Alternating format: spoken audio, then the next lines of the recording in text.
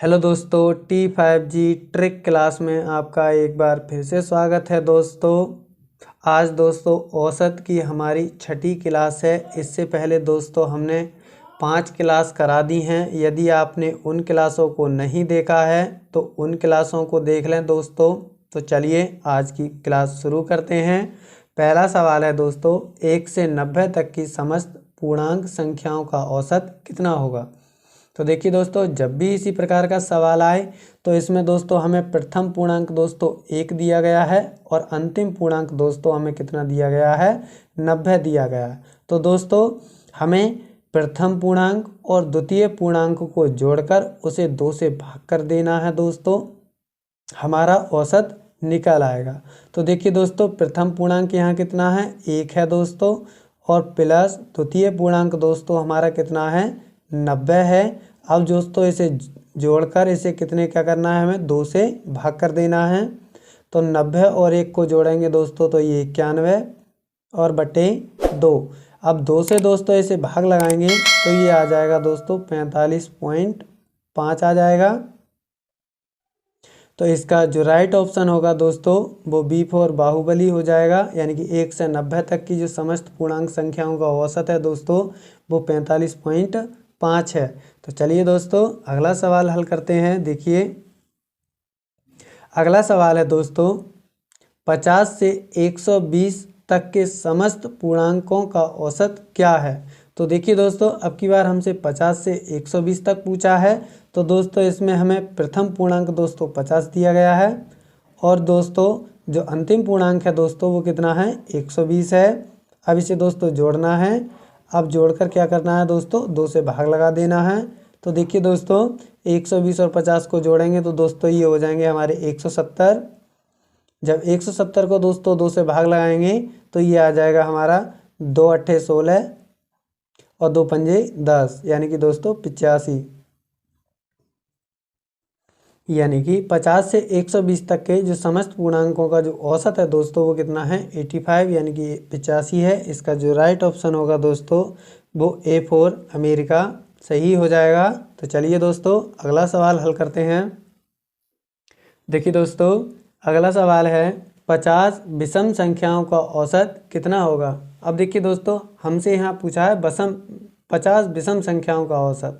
तो दोस्तों यदि कितनी भी विषम संख्याओं का औसत पूछे तो उसका औसत वही होता है जो दी गई संख्या होती है। तो यानी कि दोस्तों n विषम संख्याओं का औसत बराबर होता है दोस्तों n। तो यानी कि हमसे 50 विषम संख्याओं का औसत पूछा है तो इसका आंसर हो जाएगा दोस्तों 50। अब दोस्तों यहाँ पर 100 पूछे, 200, कुछ भी संख्या हो सकती है तो उस जो विषम संख्याओं का औसत होगा दोस्तों वही रहेगा जो हमें संख्या दी गई होगी। जैसे यहाँ 50 दिया गया है तो 50 की जगह दोस्तों 60 भी हो सकता है, 70 भी हो सकता है, कुछ भी हो सकता है दोस्तों। तो जहाँ जो संख्या दी जाएगी बस वही उसका क्या होगा, औसत हो जाएगा जब विषम संख्या की बात आएगी तब।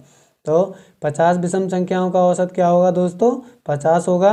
तो इसका जो राइट ऑप्शन होगा दोस्तों वो A फॉर अमेरिका हो जाएगा। यदि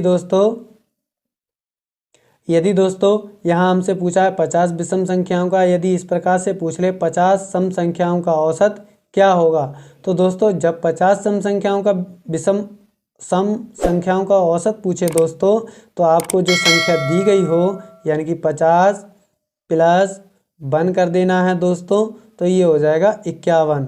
यानी कि 50 विषम संख्याओं का औसत 50 और 50 सम संख्याओं का औसत दोस्तों 51। तो इस प्रकार के सवाल आप इस प्रकार से हल कर सकते हैं। तो देखिए दोस्तों अगला सवाल है, चौथा है 120 से 248 तक की समस्त सम संख्याओं का औसत क्या होगा।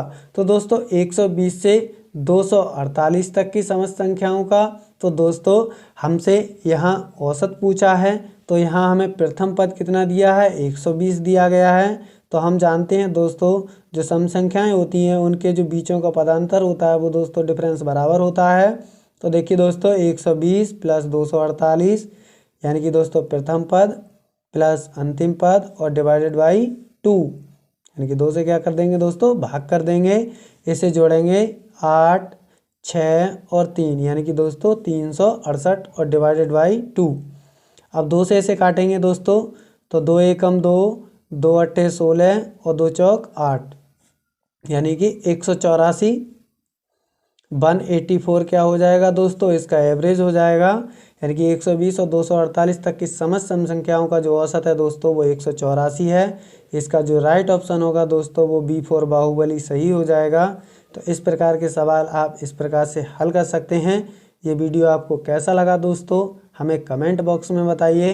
चैनल को लाइक शेयर सब्सक्राइब कीजिए, जिससे आने वाली वीडियो की नोटिफिकेशन आपको शीघ्र मिल जाए। मिलते हैं अगली वीडियो में। Thank you for watching.